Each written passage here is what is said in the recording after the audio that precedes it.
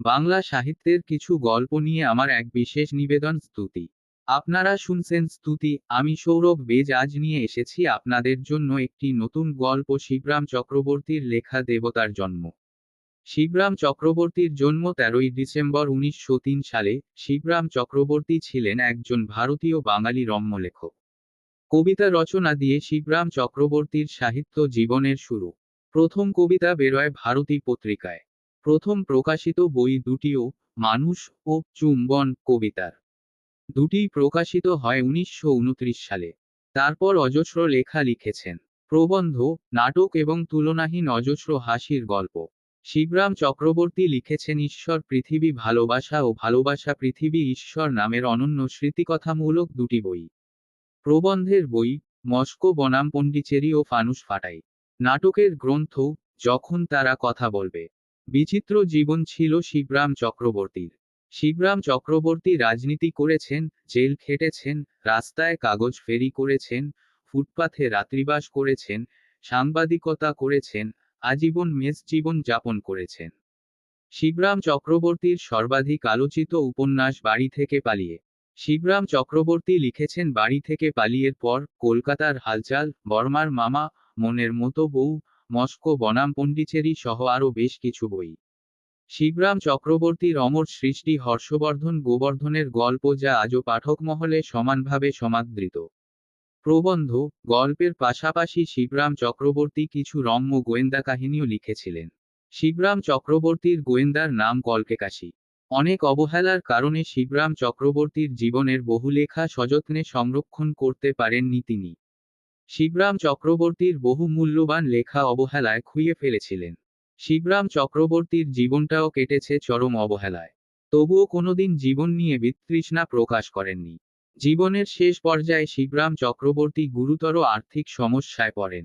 নিদারুণ অর্থকষ্টে তার জীবনটা ধীরে ধীরে স্থবির হয়ে পড়তে থাকে। অবশেষে শিবরাম চক্রবর্তীর আর আপন বলে কিছুই ছিল না।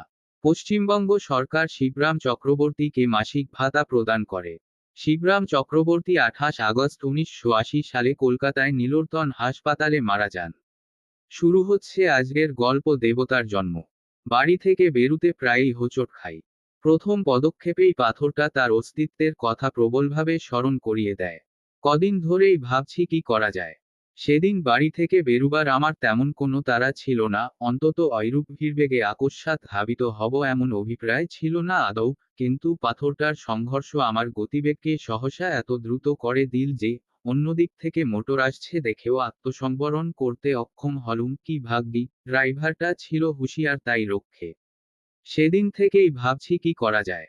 আমার জীবন পথের মাঝখানে সামান্য এক টুকরো পাথর যে এমন প্রতিদ্বন্দ্বীরূপে দেখা দেবে কোনোদিনই এরূপ কল্পনা করিনি। তাছাড়া ক্রমশই এটা জীবন মরণের সমস্যা হয়ে উঠছে, কেননা ধাবমান মোটর চিরদিনই কিছু আমার পদস্থলনকে মার্জনার চোখে দেখবে এমন আশা করতে পারি না। তাই ভাবছি একটা হেস্তনেস্ত হয়ে যাক, হয় ও থাকুক নয় আমি। ও থাকলে আমি বেশি দিন থাকবো কি না সন্দেহ হলো। তাই যখন আমার থাকাটাই অন্তত আমার দিক থেকে বেশি বাঞ্ছনীয়, তখন একদা প্রাতঃকালে একটা কোদাল জোগাড় করে লেগে পড়তে হলো। একটা বড় গোছের নুড়ি, ওর সামান্য অংশই রাস্তার ওপর মাথা তুলেছিল। বহু পরিশ্রমের পর যখন ওটাকে সমূলে উৎখাত করতে পেরেছি, তখন মাথার ঘাম মুছে দেখি আমার চারিদিকে রীতিমতো জনতা। বেশ বুঝলাম এতক্ষণ এদেরই নীরব ও সরব সহানুভূতি আমার উদ্যমে উৎসাহ সঞ্চার করছিল। তাদের সকলের দিকে সপ্রশ্ন দৃষ্টিতে তাকিয়ে জিজ্ঞাসা করলাম, আপনারা কেউ চান এই পাথরটা? জনতার মধ্যে একটা চাঞ্চল্য দেখা গেল, কিন্তু কারু ঔৎসুক্য আছে কি নেই বোঝা গেল না। তাই আবার ঘোষণা করতে হলো, যদি দরকার থাকে নিতে পারেন। অনায়াসেই নিতে পারেন। আমার শ্রম তাহলে সার্থক জ্ঞান করব এবং আমি খুশি হব। জনতার এক তরফ থেকে একজন এগিয়ে এসে জিজ্ঞাসা করলে, এটা খুঁড়ছিলেন কেন? কোনো স্বপ্ন টপ পেয়েছেন নাকি? আমি লোকটার দিকে একটু তাকালাম, তারপর ঘাড় নেড়ে বললাম, না, যা ভাবছেন তা নয়। পাথরটাকে রাস্তার এক নিরাপদ কোণে স্থাপিত করা গেল। কিন্তু আমার কথায় যেন ওর প্রত্যয় হলো না। কয়েকবার আপনমনে মাথা নেড়ে সে আবার প্রশ্ন করলে, সত্যি বলছেন পাননি কোনো প্রত্যাদেশ টত্যাদেশ? কিচ্ছু না। লোকটার কৌতূহলকে একেবারে দমিয়ে দিয়ে ওপরে এসে মাকে বললাম 2 কাপ চা তৈরি করতে। আমার জন্যই 2 কাপ। পাথরটার সঙ্গে ধস্তাধস্তিতে কাতর হয়ে পড়েছিলাম, প্রায় প্রস্তরীভূত হয়ে গেছলাম বলতে কি। এরপর প্রায়ই বাড়ি থেকে বেরুতে এবং বেরিয়ে ফিরতে নরিটার সঙ্গে সাক্ষাৎ হয়, অনেক সময় হয় না, যখন অন্যমনস্ক থাকি। এখন ওকে আমি সর্বান্তকরণে মার্জনা করতে পেরেছি, কেননা আমাকে অপদস্থ করার ক্ষমতা ওর আর নেই। সে দৈব শক্তি ওর লোপ পেয়েছে।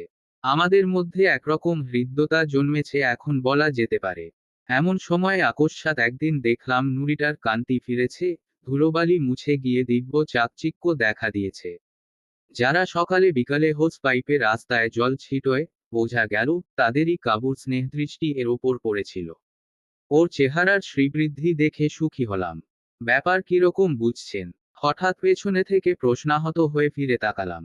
সেদিনের সেই অনুসন্ধিৎসু ভদ্রলোক। জিজ্ঞাসা করলাম, আপনি কি সেই থেকেই এখানে পাহারা দিচ্ছেন নাকি? না, কোনো প্রত্যাদেশ টত্যাদেশ পেলেন? না না, তা কেন? এই পথেই আমার যাতায়াত কিনা। ভদ্রলোক কিঞ্চিত অপ্রস্তুত হন, কিন্তু অল্পক্ষণেই নিজেকে সামলে নিতে পারেন। নুড়িটা দেখছি আছে ঠিক। কেউ নেবে না কি বলেন? প্রশ্নটা এইভাবে করল যেন যে রকম দামি জিনিসটা পথে পড়ে আছে অমনার।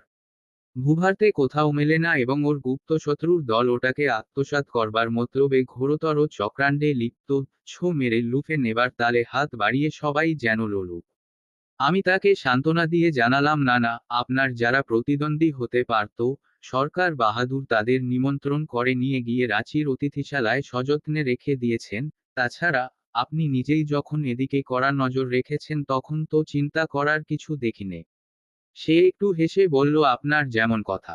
দেখেছেন এদিকে কারা ওর পূজার্চনা করে গেছে।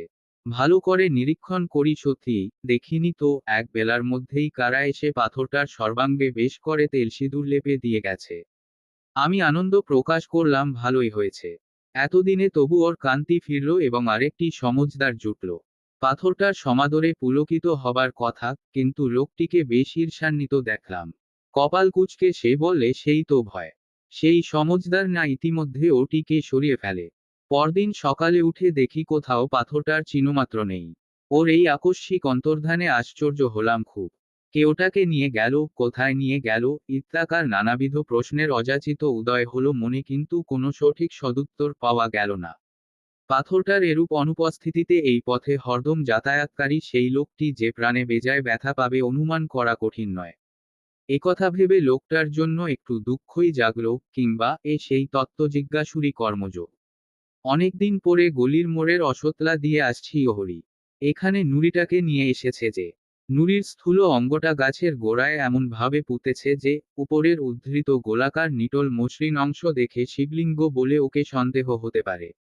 এই প্রয়োগ নৈপুণ্য যার, তাকে বাহাদুরি দিতে হয়।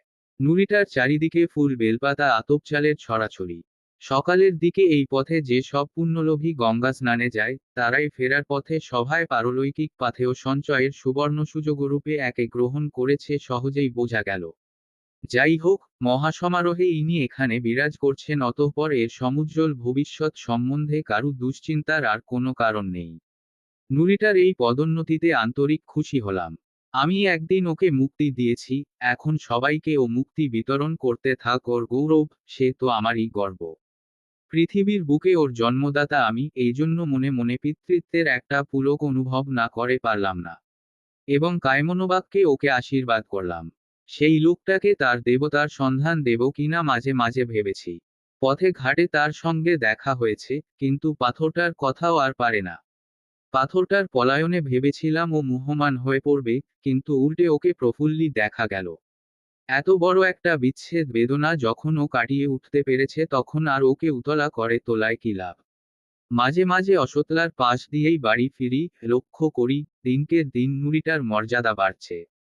একদিন দেখলাম গোটাকতক সন্ন্যাসী এসে আস্তানা গেড়েছে, গাজার গন্ধ এবং বম্বম শব্দের ঠেলায় ওখান দিয়ে নাক কান বাঁচিয়ে যাওয়া দুষ্কর। ঘ্রাণ এবং কর্ণেন্দ্রিয়ের ওপরে দস্তুর মতোই অত্যাচার। যখন সন্ন্যাসী জুটেছে তখন ভক্ত জুটতে দেরি হবে না, এবং ভক্তির আতিশয্য অনতিবিলম্বেই ইটকাঠের মূর্তি ধরে মন্দিররূপে অগ্রভেদী হয়ে দেখা দেবে। দেবতা তখন বিশেষভাবে বনেদি হবেন এবং সর্বসাধারণের কাছ থেকে তার তরফে খাজনা আদায় করবার চিরস্থায়ী বন্দোবস্ত কায়েমি হয়ে দাঁড়াবে। এর কিছুদিন পরে একটা চিনির কলের ব্যাপারে কয়েক মাসের জন্য আমাকে চম্পারণ যেতে হলো। অসতলার পাশ দিয়ে গেলেও চলে, ভাবলাম যাবার আগে দেবতার অবস্থাটা দেখে যাই। যা অনুমান করেছিলাম তাই, সন্ন্যাসীর সমাগমে ভক্তের সমারোহ হয়েছে। খানিকক্ষণ দাঁড়িয়ে ওদের আলাপ আলোচনা অনুসরণে যা বুঝলাম তার মর্ম এই যে, ইনি হচ্ছেন ত্রিলোকেশ্বর শিব, সাক্ষাৎ স্বয়ম্ভু, একেবারে পাতাল ফুঁড়ে ফেঁপে উঠেছেন, এর তল নেই। অতএব এর উপযুক্ত সংবর্ধনা করতে হলে এখানে একটা মন্দির খাড়া না করলে চলে না। একবার বাসনা হলো ত্রিলোকেশ্বর শিবের নিস্তলতার ইতিহাস সবাইকে ডেকে বলে দিই, কিন্তু জীবন বীমা করা ছিল না এবং ভক্তি কতটা ভয়াবহ হতে পারে জানতাম। আর তাছাড়া ট্রেনের বিলম্ব বেশি নেই ইত্যাদি বিবেচনা করে নিরস্ত হলাম। সেই লোকটাকে খবর না দিয়ে দেখলাম ভালোই করেছি, কেননা যতদূর ধারণা হয়, নুড়িটাকে নিয়ে গিয়ে প্রতিষ্ঠা করাই তার অভিরুচি ছিল। কিন্তু ইনি যে ভক্তের তোয়াক্কা না রেখেই স্বকীয় প্রতিভাবলে এবং সচেষ্টায় ইতিমধ্যেই লব্ধপ্রতিষ্ঠ হয়েছেন, এই সংবাদে সে পুলকিত কিংবা মর্মাহত হতো বলা কঠিন।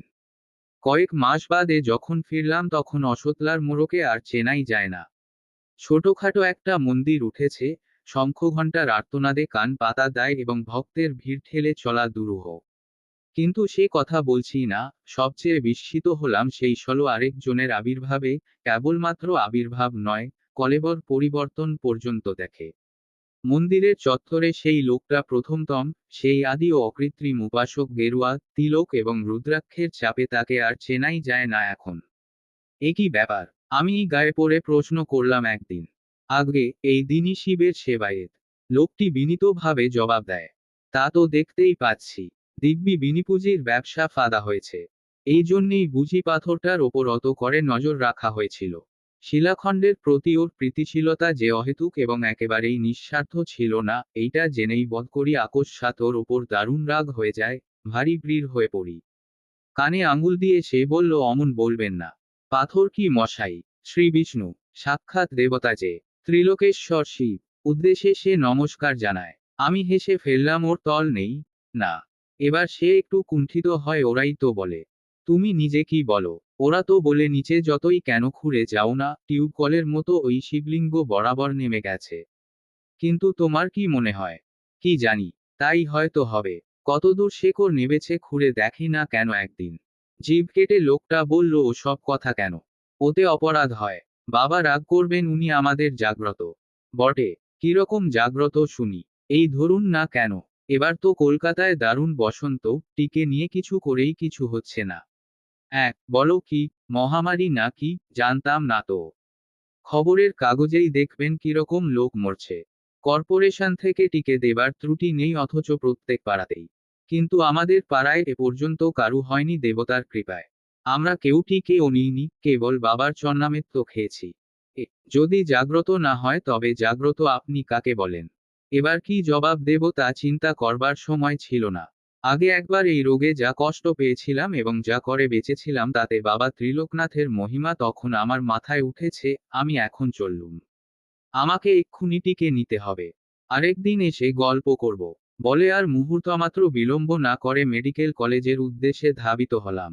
পথে এক বন্ধুর সঙ্গে দেখা। দাঁড় করিয়ে সে বললে, আরে কোথায় চলেছ এমন হন্যে হয়? টিকে নিতে? টিকে নিয়ে তো ছাই হচ্ছে। টিকেও কিছু হয় না। তুমি বরং ভেরাওলিনুম 201 ডোজ খাওগে, কিং কোম্পানির থেকে যদি টিকে থাকতে চাও। পরের হপ্তায় ওই আরেক ডোজ, তারপরে আরেক, ব্যাস নিশ্চিন্তি। টিকে ফেল করেছে আচার দেখা যায়, কিন্তু ভেরিওলিনাম নেভার। বলে কি? জানতাম না তো। জানবে কোথেকে? কেবল ফোডাফডি এই তো জেনেছ। অন্য কিছুতেরই আর তোমাদের বিশ্বাস আছে? আমি হোমিওপ্যাথি প্র্যাকটিস ধরেছি, আমি জানি। বেশ, তাই খাচ্ছি না হয়। কিং কোম্পানিতে গিয়ে এক ডোজ 200 শক্তির ভেরিওলিনাম গলাধঃকরণ করলাম। যাক, এতক্ষণে অনেকটা স্বচ্ছন্দ হওয়া গেল। হালকা হতে পারলাম। এরপরেই পথ দিয়ে উপরি উপরি কয়েকটা শবযাত্রা গেল, নিশ্চয়ই এরা বসন্ত রোগে মরেছে। কি সর্বনাশ, ভাবতেও গা শিউরে ওঠে। ওদের থেকে এইভাবে কত লক্ষ লক্ষই না বীজাণু আকাশে বাতাসে ছড়িয়ে পড়ছে। ভেরিওলিনাম রক্তে পৌঁছতে না পৌঁছতেই এতক্ষণে এই সব মারাত্মক রোগাণুর কাজ শুরু হয়ে গেছে নিশ্চয়। হাত পা সিটিয়ে আমার সমস্ত শরীর অবসন্ন হয়ে আসে, এই বিপদসংকুল বাতাসের নিঃশ্বাস নিতেও কষ্ট হয়। অতি সংক্ষিপ্ত এক টুকরো প্রাচীরপত্রে বিখ্যাত বসন্ত চিকিৎসক কোন এক কবিরাজের নাম দেখলাম। হোমিওপ্যাথি করা গেছে, কবিরাজি বা বাকি থাকে কেন, যে উপায়ই হোক সবার আগে আত্মরক্ষা। বিজ্ঞাপিত ঠিকানায় পৌঁছতেই দেখলাম কয়েকজন মিলে খুব ধুমধাম করে প্রকাণ্ড একটা শিলে কি যেন বাটছেন। কবিরাজকে আমার অবস্থা বলতেই তিনি আঙুল দেখিয়ে বললেন, ওই যে বাটা হচ্ছে, কন্টিকারির শেকড় বেটে খেতে হয়। ওর মতো বসন্তের অব্যর্থ প্রতিষেধক আর কিছু নেই মশাই। ব্যবস্থা মতো তাই একতাল খেয়ে একটা রিকশা ডেকে উঠে বসা গেল। গায়ে যেন জোর পাচ্ছিলাম না, মাথাটা ঝিমঝিম করছিল, জ্বর জ্বর ভাব। বসন্ত হবার আগে এই রকমই নাকি হয়ে থাকে। বাড়ি ফিরে মাকে বললাম, আজ আর কিছু খাবো না মা, দেহটা ভালো নয়। উদ্বিগ্ন মুখে মা বললেন, কি হয়েছে তোর? হয়নি কিছু, বোধহয় হবে। বসন্ত, বালাই ষাট, বলতে নেই। তা কেন হতে যাবে? এই হতুকির টুকরোটা হাতে বাঁধলি কি? আমি 30 বছর বাঁধছি এই হাতে, কত বসন্ত রোগী তো ঘাটলাম, সেবা করলাম, কিন্তু বলতে নেই, এরই জোরে কোনোদিন হাম পর্যন্ত হয়নি। নে ধর এটা তুই। মা তার হাতের তাগাটা খুলে দিলেন। 30 বছরে একবারও হয়নি তোমার? বলো কি? দাও, দাও তবে। এতক্ষণ বলনি কেন? কিন্তু এই একটুকরোয় কি হবে? রোগ যে অনেকটা এগিয়ে গেছে। আমাকে আস্ত একটা হতুকি দাও, যদি তাতে আটকায়। হতুকি তো বাঁধলুম, কিন্তু বিকালের দিকে শরীরটা বেশ ম্যাজম্যাজ করতে লাগলো। নিজেকে রীতিমতো জর্জরিত মনে হলো। আয়না নিয়ে ভালো করে পর্যবেক্ষণ করলাম, মুখেও যেন একটা ফুসকুড়ির মতো দেখা দিয়েছে। নিশ্চয়ই বসন্ত, তবে আর বাঁচন নেই। মাকে ডেকে দেখালাম। মা বললেন, মার অনুগ্রহ নয় ব্রণ। আমি বললাম উঁচু, ব্রণ নয়, নিতান্তই মার অনুগ্রহ। মা বললেন, অলক্ষণে কথা মুখে আনিশনে। ও কিছু না, সমস্ত দিন ঘরে বসে আছিস, একটু বাইরে থেকে বেরিয়ে আয় গে। এরকম দারুণ ভাবনা মাথায় নিয়ে কি বেড়াতে ভালো লাগে? লোকটা বলছিল, ওরা সবাই চরণামৃত খেয়ে নিরাপদ রয়েছে, আমিও তাই খাবো নাকি? হয়তো বা চরণামৃতের বীজাণুধ্বংসী কোনো ক্ষমতা আছে, নেই যে, তা কে বলতে পারে? হ্যাঁ, ওর যেমন কথা, ওটা স্রেফ অ্যাক্সিডেন্ট। কলকাতার সব বাড়িতেই কিছু আর অসুখ হচ্ছে না। তাছাড়া মনের জোরে রোগ প্রতিরোধের শক্তি জন্মায় মারিরও, যেখানে মার সেই মনের জোরই ওদের পক্ষে একটা মস্ত সহায়। কিন্তু ওই যৎসামান্য পাথরটাকে দেবতাজ্ঞান করার মতো বিশ্বাসের জোর আমি পাবো কোথায়? এসব যাতা না করে সকালে টিকে নেওয়াই আমার উচিত ছিল, হয়তো তাতে আটকাত। এখনই গিয়ে টিকেটা নিয়ে ফেলবো নাকি? টিকে নিলে শুনেছি বসন্ত মারাত্মক হয় না, বড় জোর হাম হয়ে দাঁড়ায়। আর হামে তেমন ভয়ের কিছু নেই, ও তো শিশুদের হামেশাই হচ্ছে। না, যাই মেডিকেল কলেজের দিকেই বেরিয়ে পড়ি। টিকে নিয়ে অসতলার পাশ দিয়ে ফিরতে লোকটার সকালের কথাগুলো মনে পড়ল। হয়তো ঠিকই বলেছে সে। সত্যিই এক জায়গায় গিয়ে আর কোনো জবাব নেই, সেখানে রহস্যের কাছে মাথা নোয়াতেই হয়। এই তো আজ বেঁচে আছি, কিন্তু কাল যদি বসন্তে মারা যাই তখন কোথায় যাব? শেক্সপিয়ারের সেই কথাটা, সেই স্বর্গমর্ত হোরাসীয় একাকার করা বাণী না, একেবারে ফেলনা নয়। এই পৃথিবীর, এই জীবনের, সুদূর নক্ষত্রলোক এবং তার বাইরেও বহুধা বিস্তৃত অনন্ত জগতের কতটুকুই আমরা জানি? কটা ব্যাপারেরই বা বৈজ্ঞানিক ব্যাখ্যা দিতে পারি?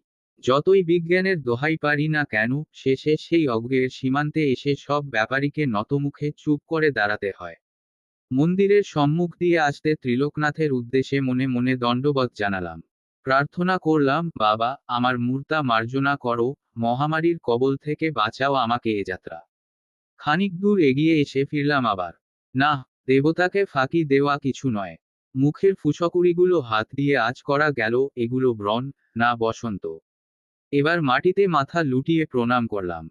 বললাম, জয় বাবা ত্রিলোকনাথ, রক্ষা করো বাবা। বম বম। উঠে দাঁড়িয়ে চারিদিক দেখলাম, কেউ দেখে ফেলেনি তো। আপনারা শুনছিলেন দেবতার জন্ম। রচনা, শিবরাম চক্রবর্তী। গল্প পাঠে, সৌরভ বেজ। গল্পটা যদি ভালো লেগে থাকে তবে চ্যানেলটা সাবস্ক্রাইব করে পাশে থাকবেন এবং বন্ধুদের মধ্যে শেয়ার করবেন। আবার একটা নতুন গল্প নিয়ে হাজির হবে স্তুতি।